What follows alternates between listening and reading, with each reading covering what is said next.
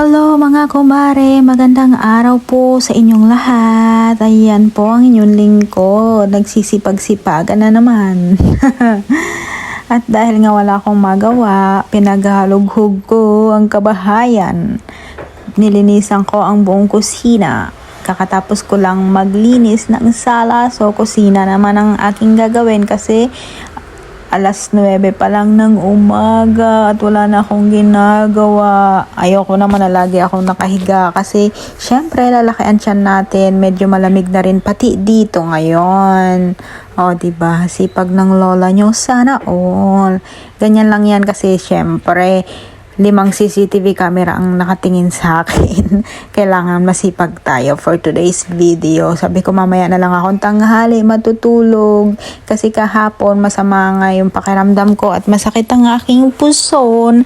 Kaya after ko mag-breakfast, after kong maghugas ng pinggan, ay hindi pala ako yung naghugas, yung machine, nahiga ako at syempre kailangan nating bumawi. Baka sasabihin naman ng mga bossing natin is higa lang ako ng higa, lagi lang ako nasa kwarto.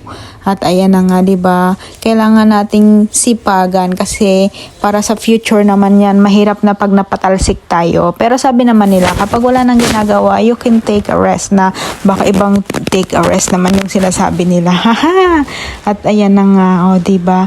Ibinalik ko na pala yung mga bote isa-isa. Yung iba niyan, wala pang bukas. At ayan na nga. Kwentuhan to the max naman tayo. May nakita pala ako dyan na expired ng tomato sauce. So, sabi ko kay amo, sabi ko, pwede ko bang gawing spaghetti? Italian spaghetti. Tapos sabi niya, okay, pero pwede pa bang kainin yan? Sabi ko, ano pa nang naman, 2 weeks expired, pwede pa siya kasi lulutuin ko pa naman siya. Sabi niya, it's okay. Kung pwede pa siya kainin, sige lutuin mo. Anong mga ingredients na kailangan mo? Sabi ko sa kanya, bell pepper at kamatis lang ang need ko. Sabi niya, okay, mamayang alas 4 or alas 5 ng hapon dadalhin ko sa'yo. Sabi ko, okay po. O, diba, bait-bait ng lola mo. At ayan na, panibagong naman, alsahan tayo dyan. Kasi sa kabilang cabinet na naman yan. Kailangan kong linisan lahat para magmukhang bahay naman to. Kasi pagdating ko dito sa bahay, medyo makalat siya. May karton dito, karton doon, may tambak dito, tambak doon. Talagang for 5 days nilinis ko siya lahat. Kaya nagtaka sila amo nung dumating sila. Sabi nila, wow, ang linis-linis ng bahay. At syempre, masarap sa pakiramdam na pinupuri ka ng mga boss mo.